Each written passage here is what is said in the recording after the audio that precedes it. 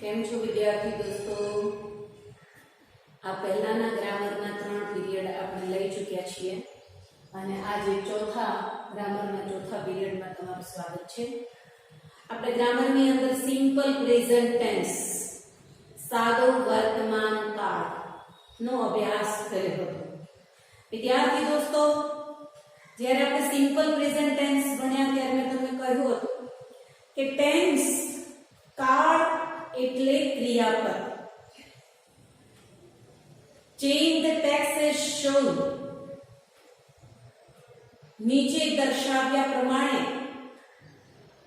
આપેલો પરિચ્છેદ ફેરવો અને એમાં જે ફેરફારો પૂછાય છે એમાંનો એક ફેરફાર તમારે જાતે નોટિસ કરવાનો છે અને એ હશે ટેન્સનો ફેરફાર. માટે ક્રિયાપદ તો વિદ્યાર્થી દોસ્તો ઓળખવું જ રહે. તો સિમ્પલ પ્રેઝન્ટ ટેન્સ ની અંદર આપણે ક્રિયાપદને કેવી ઇફેક્ટ થાય છે એની ચર્ચા કરી ચૂક્યા છીએ. આજે તમારી પાસે આવે છે તો સિમ્પલ પાસ્ટ ટેન્સ, સાદો ભૂતકાળ. મેં ત્યારે પણ તમને કહ્યું હતું કે આજની સવારથી સાંજ સુધીની જે ક્રિયાઓ છે બધી પ્રેઝન્ટ છે.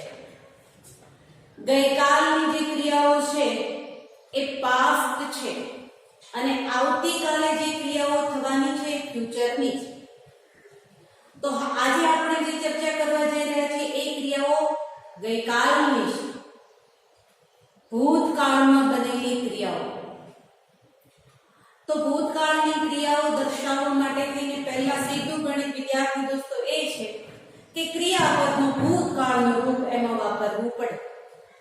જો એ વાક્યની અંદર ક્રિયાપદનું ભૂતકાળનું રૂપ હોય તો એ વાક્ય ભૂતકાળનું હોય.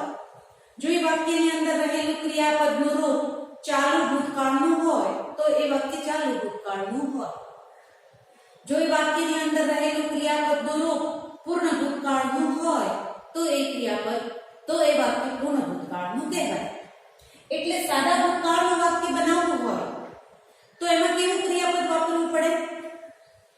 તો બરાબર યાદ રાખી લે વિદ્યાર્થી દોસ્તો તમે કે સાદા ભૂતકાળની અંદર ક્રિયાપદનું ભૂતકાળનું રૂપ V2 વાપરવાનું છે. જ્યારે મેં તમને વિડિયો 2 ગ્રામરનો બીજો વિડિયો મેં તમને સેન્ડ કર્યો ત્યારે વિદ્યાર્થી દોસ્તો તમે જોયું હશે કે ક્રિયાપદનું મૂળ રૂપ કોને કહેવાય, ક્રિયાપદનું ભૂતકાળનું રૂપ કોને કહેવાય, ક્રિયાપદનું ભૂત કૃદંત કોને કહેવાય અને ક્રિયાપદનું વર્તમાન કૃદંત કોને કહેવાય. V2, V3 અને V4 એ ચારે ચર્ચા આપણે કરી ચૂક્યા છે. તો આજે આપણે સાદા ભૂતકાળમાં જે ક્રિયાપદ વાપરવાનું છે એ V2 વાપરવાનું છે અને V2 નો અર્થ છે ક્રિયાપદનું ભૂતકાળનું રૂપ. તો ક્રિયાપદનું ભૂતકાળનું રૂપ કેવી રીતે બને એ ચર્ચા આપણે પહેલા કરી લઈએ. તો અહીંયા મેં તમારી માટે ક્રિયાપદના ભૂતકાળનું રૂપ કેવી રીતે બને એની માટેની નોંધ મૂકી છે. એમાં સૌથી ઉપર તમે વિદ્યાર્થી દોસ્તો જોઈ શકતા છો કે અહીંયા મેં લખ્યું છે કે ઈડી પ્રત્યય. એટલે તમે સમજી જવા જોઈએ કે સામાન્ય રીતે ક્રિયાપદનું ભૂતકાળનું રૂપ બનાવવું હોય તો ક્રિયાપદને અંતે ઈડી પ્રત્યય લગાડતા તે ક્રિયાપદ ભૂતકાળના સાદા ભૂતકાળના વાક્ય માટે તૈયાર થયું કહેવાય. સૌથી પહેલું આપણે જોઈએ કે ક્રિયાપદના મૂળ રૂપને અંતે ઈડી પ્રત્યય લગાડતા તે ક્રિયાપદ ભૂતકાળનું બને છે. સામાન્ય રીતે આ જ નિયમ પહેલો છે કે કોઈ પણ ક્રિયાપદના મૂળ રૂપને છેડે અંતે તમે ઈડી પ્રત્યય લગાડો એટલે એ ક્રિયાપદ ભૂતકાળનું સાદા ભૂતકાળનું ક્રિયાપદ બન્યું કહેવાય. પણ એમાં પણ કેટલાક અપવાદો છે એ અહીંયા નીચે આપ્યા છે. જો ક્રિયાપદને અંતે ઈ આવેલો હોય તો માત્ર ડી પ્રત્યય લગાડો એટલે એ ક્રિયાપદ ભૂતકાળનું બન્યું કહેવાય. હવે સૌથી પહેલું ક્રિયાપદ આપણે કીધું કે ક્રિયાપદના મૂળ રૂપને અંતે ઈડી પ્રત્યય લગાડતા તે ક્રિયાપદ ભૂતકાળનું બને છે. દાખલા તરીકે આપણે ક્રિયાપદ જોઈએ કે વોક, WAL કે વોક. હવે વોક નું ભૂતકાળનું રૂપ બનાવવું હોય તો કેવી રીતે બને? તો WALKED આ પહેલું બરાબર. એને અંતે ઈડી પ્રત્યય લગાડી દેતા એ ક્રિયાપદ ભૂતકાળનું બન્યું. હવે બીજો નિયમ, જો ક્રિયાપદને અંતે ઈ આવેલો હોય તો માત્ર ડી પ્રત્યય લગાડવું. કારણ કે ઈ તો છે. હવે જો શબ્દ કયો છે DAN સીઈ ડાન્સ શબ્દ છે DANCE ઈ તો છે જ પાછળ એટલે માત્ર ડી લગાડી દેશો એટલે એ ક્રિયાપદ ભૂતકાળનું ક્રિયાપદ બનશે. હવે ક્રિયાપદને અંતે l આવેલો હોય તો એ l બે વાર લખી ઈડી પ્રત્યય બે વાર નો અર્થ છે બેવડવો બે વાર બેવડવાનું એને બે વાર લખવાનું અને પછી એને ઈડી પ્રત્યય લગાવવાનું. જેમ કે કોમ્પેલ શબ્દ છે COMPEL છેલ્લો અક્ષર l છે તો એ l ને બે વાર l કરવાનો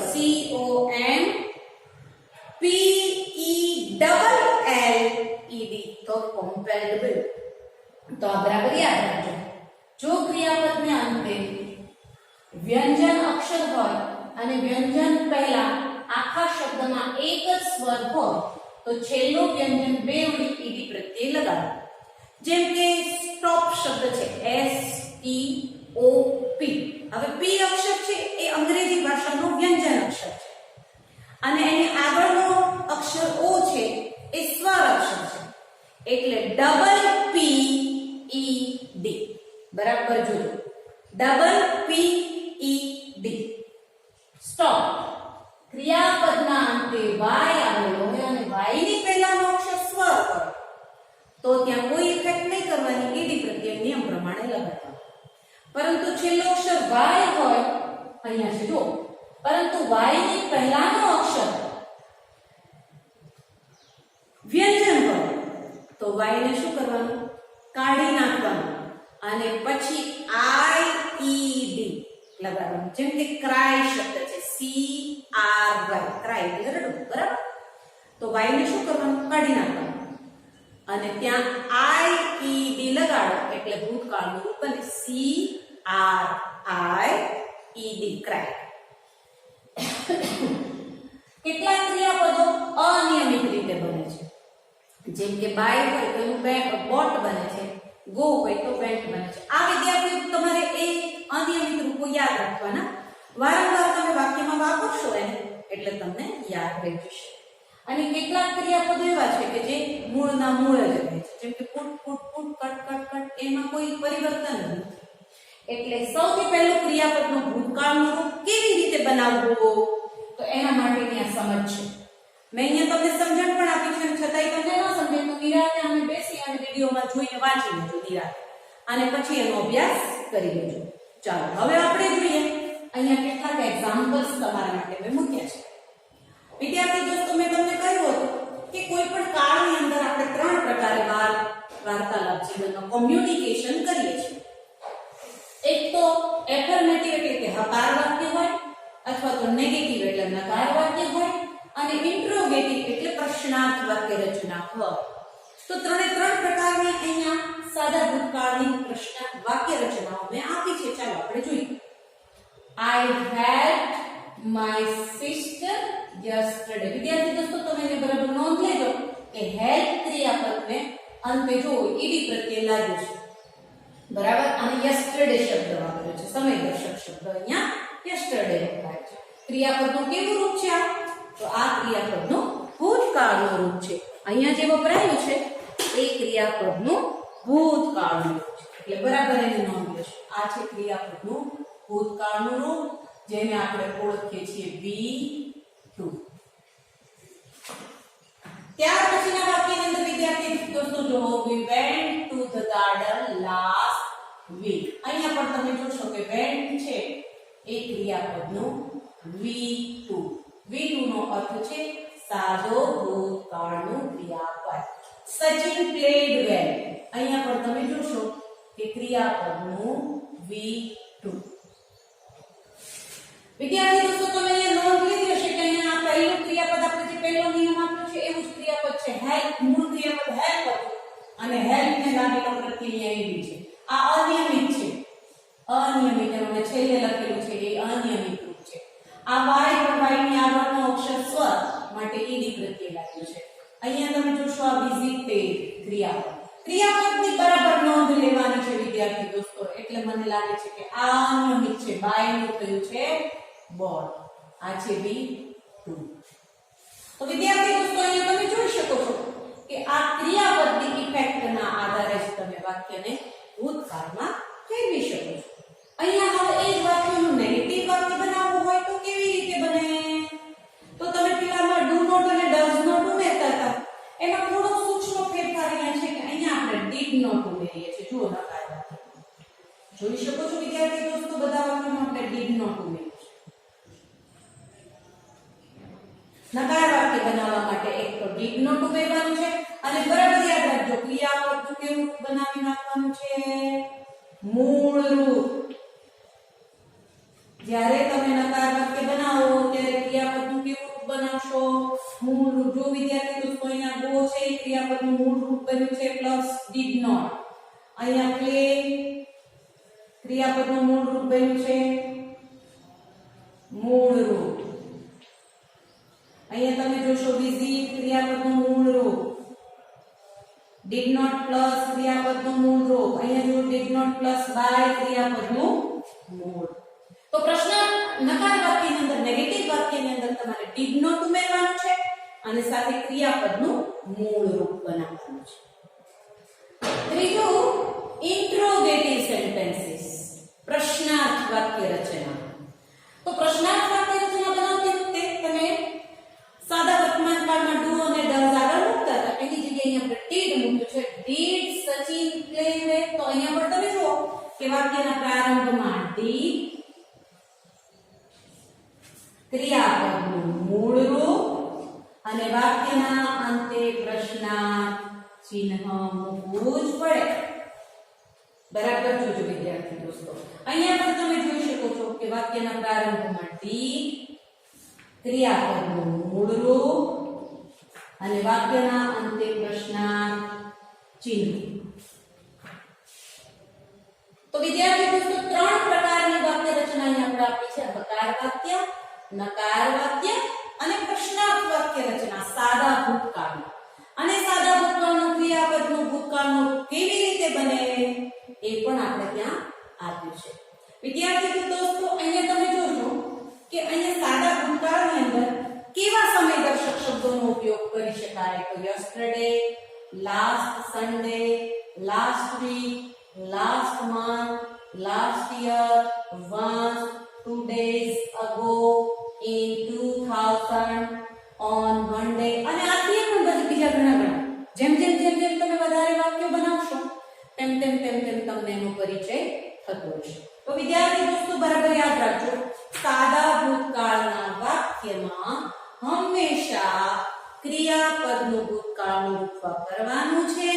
અને ક્રિયાપદનું ભૂતકાળનું રૂપ એટલે શું? તો ક્રિયાપદનું ભૂતકાળનું રૂપ એટલે ઈડી પ્રત્યય. ક્રિયાપદનું ભૂતકાળનું રૂપ એટલે ઈડી પ્રત્યય. હવે ફરીવાર આને આ ટેન્સનો આપણે થોડું અહીંયા નાનું રિવિઝન કરીએ છીએ. જોઈ લો.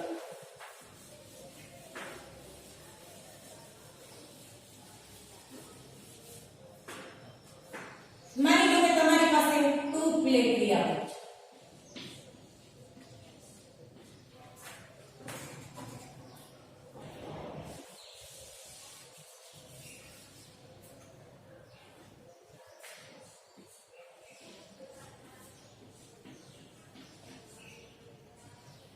હવે હકાર વાક્ય બનાવવું હોય તમારે,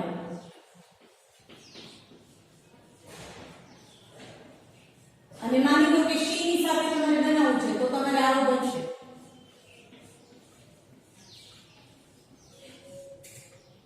એ જ વાક્યનું તમારે નકાર બનાવવું હોય તો કેવી રીતે બનશે?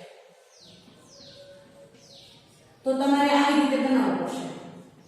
શી પ્લસ ડીડ નોટ પ્લસ ક્રિયાપદનું મૂળ રૂપ. અને એ જ વાક્યનું તમારે પ્રશ્નાર્થ વાક્ય બનાવવું હોય.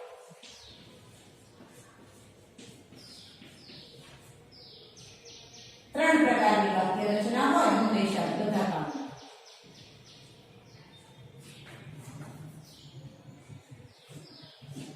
તો કેવી રીતે બનશે?